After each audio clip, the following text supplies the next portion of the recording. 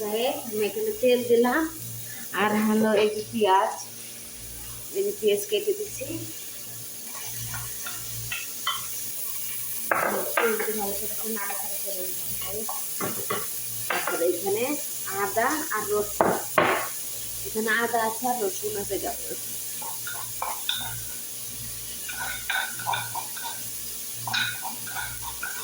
এখানে বাটা নেই যে বেটে দেবো গাইস।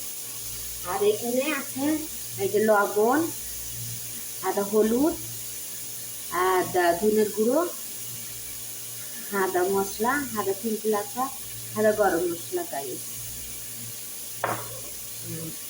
আদা টমেটো, আদা এখানে ভেড়ার গোছ গাইস আর আলু।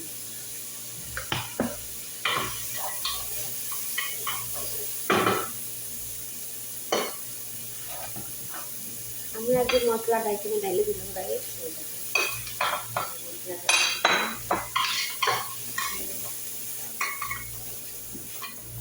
মশলাটা ভালো করে নাড়াচাড়া করে দিলাম গাইস। এখানে আমি গোছগুলো দিয়ে দিচ্ছি।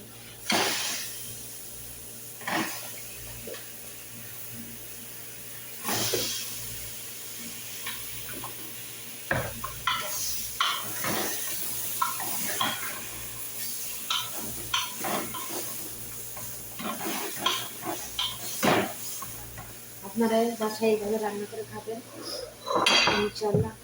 ঝাল খাবেন না, এরা আবার ঝাল খায় না, 12 মাস টমেটো খাই গাইস। টমেটো খাবে আর এই যে সালসা আর যদি রান্না গাইস।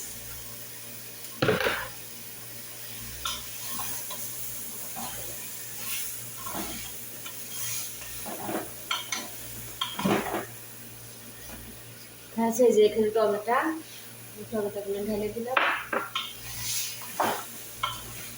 টমেটোর স্বাদই অন্যরকম গাইস। বেশি চালচা দিলাম না, একটু সবাই চালচা দিলাম।